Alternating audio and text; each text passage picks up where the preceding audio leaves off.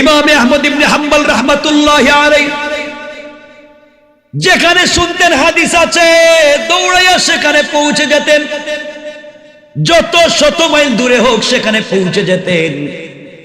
একদিন ঘর থেকে বের হলেন দ্বীনের দাওয়াত নিয়ে, হাদিস সংগ্রহের উদ্দেশ্যে। দীর্ঘ পথ চলবার পরে দীর্ঘ পথ চলতে লাগলেন। সন্ধ্যা হয়ে গিয়েছে, নিজের এলাকা থেকে বহু দূরে পৌঁছে গিয়েছে। এই এলাকার কেউ ইমাম আহমদ ইবনে হাম্বল রাহমাতুল্লাহি আলাইহিকে চিনে না। যাওয়ার পরে মসজিদে মাগরিবের সালাত পড়লেন।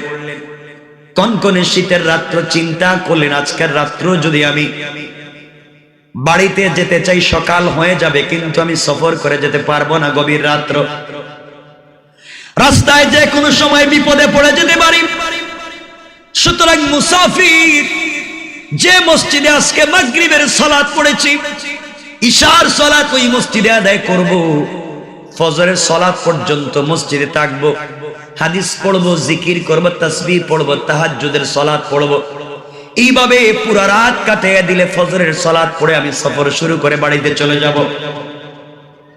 এই চিন্তা করে ইমাম আহমদ ইবনে হাম্বল রাহমাতুল্লাহি আলাইহি একটা মসজিদে প্রবেশ করলেন, মাগরিবের সালাত পড়লেন।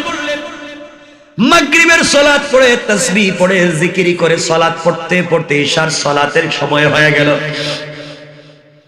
ইশার নামাজ তিনি ওখানে আদায় করলেন, আর মনে করলেন ইশার সালাতের পরে কাউকে কিছু বলবার দরকার নাই, তিনি হাদিস পড়া শুরু করলেন মসজিদের ভিতরে। এভাবে দীর্ঘক্ষণ চলে যাওয়ার পরে মসজিদের খাদেম, মসজিদের মুয়াজ্জিন, মসজিদের ইমাম অথবা স্টাফ, মসজিদ কমিটি যে কেউ ডাক দিয়ে বলছে, ও মুরব্বি, মসজিদ থেকে বের হয়ে যাও, রাত্র বেলা মসজিদে থাকা যাবে না, আমাদের মসজিদ ইশার সালাতের পরে বন্ধ করে দেওয়া হয়।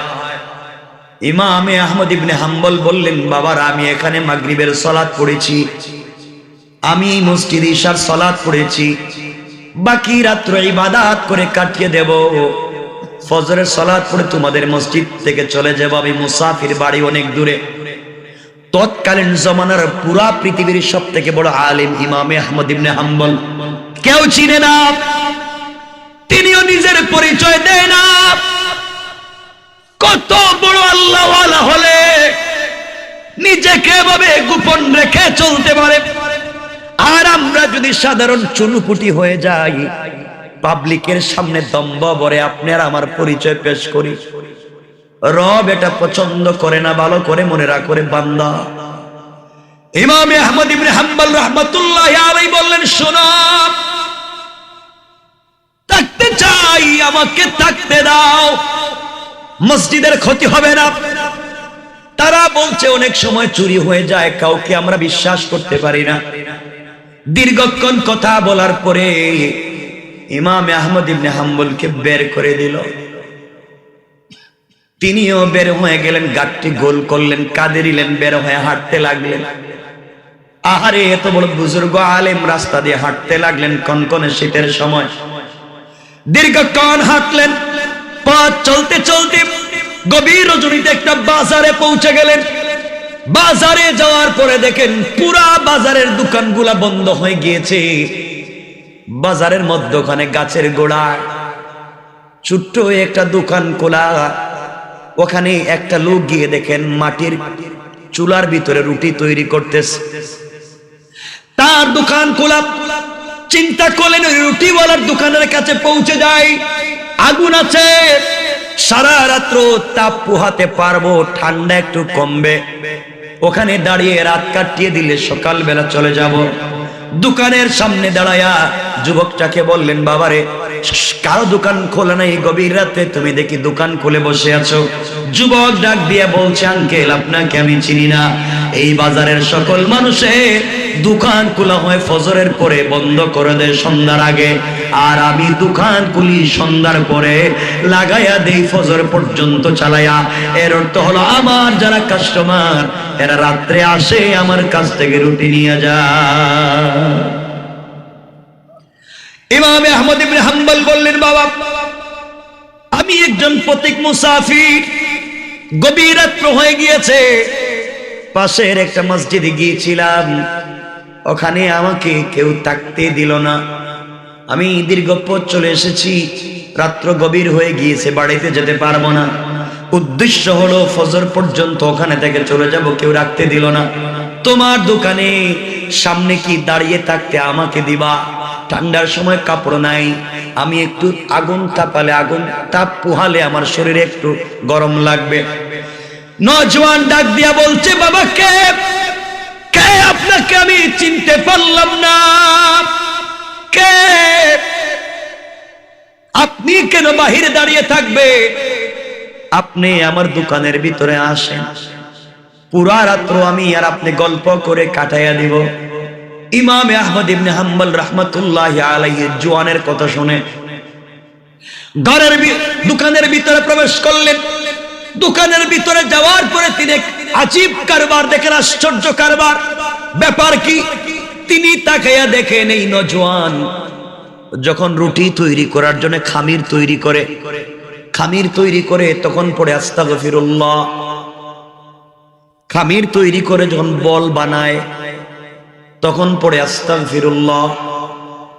বল হাতে নিয়ে যখন রুটি তৈরি করে তখন এই নওজোয়ান পড়ে আস্তাগফিরুল্লাহ।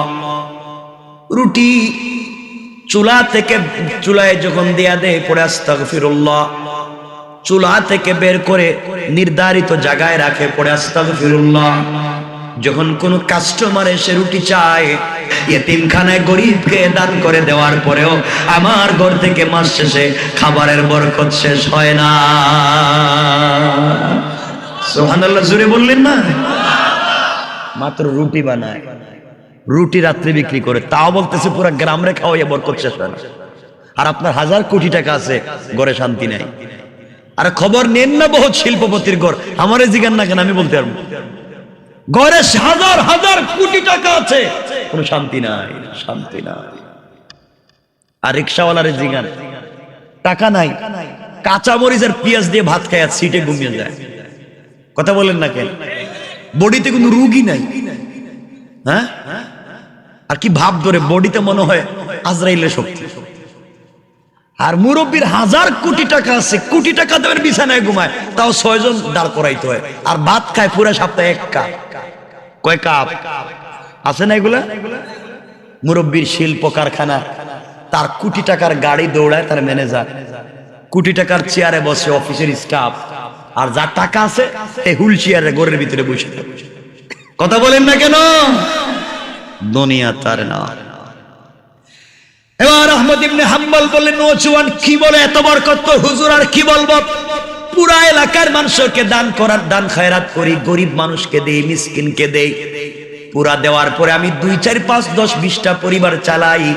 এরপরেও দেখা যায় মাস শেষে আমার হাতের টাকা শেষ হয় না। বাবা তুমি আর কি পেয়েছো?